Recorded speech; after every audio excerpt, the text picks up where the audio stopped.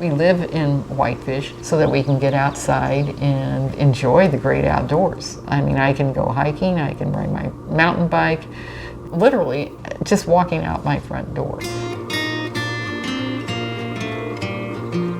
My views when I walk my dog every day are looking into Glacier National Park. You know, I'm fortunate to live here, and I realize that. But this is a small community, and we have a lot more tourists coming in the summer than we've ever had before.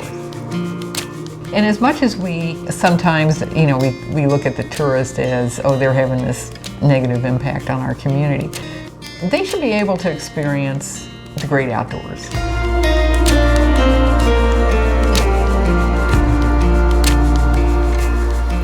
So Glacier National Park generally ranks as one of the 10th most popular parks in the National Park Service.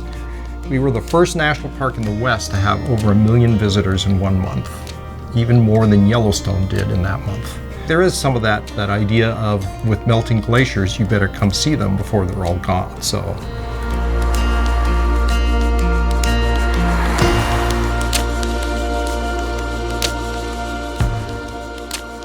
The National Park Service, many consider us as the storytellers of so much of our natural and cultural heritage in the United States. And here at Glacier, our story is now being quite dominated by all the change we're seeing as a response to climate change.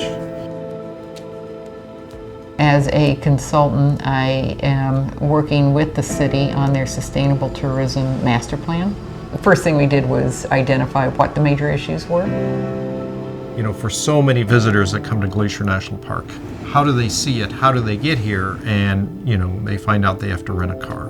When you think about the carbon footprint, we are a geographically isolated area, so people are going to fly in or they're going to drive. And all of those things are dependent on fossil fuels right now.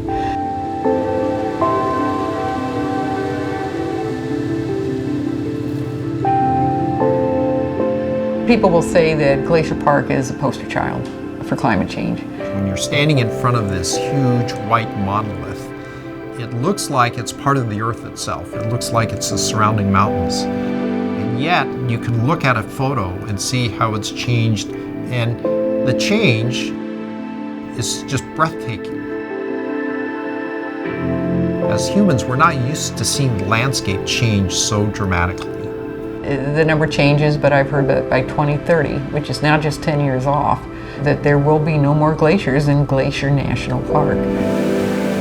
The ecology will change, vegetation will change, the species that rely on those vegetation will change, but probably the biggest change, I think, are the wildfires. 3 out of the last 4 years, we've had large fires here in the park, which is really outside the historic norm.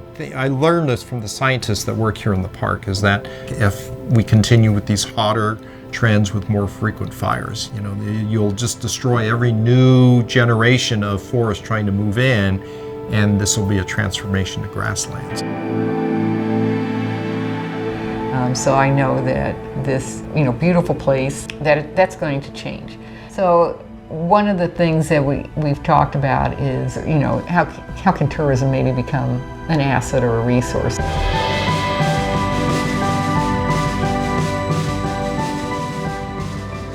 If we're going to be more adaptable to uncertainty in the face of climate change, it can only be done by a lot of boots on the ground being very, very motivated. So. You need to have people come to the national parks and the national forests and fall in love with these places, because they're not going to want to preserve them if they can't experience them themselves.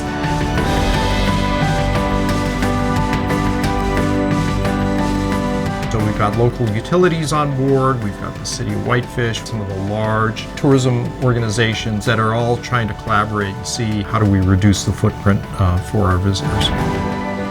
So yeah, visitation has gone up a lot, but they need to come to places like Glacier National Park. It's a sense of discovery that I think actually provides some of the inspiration to take action.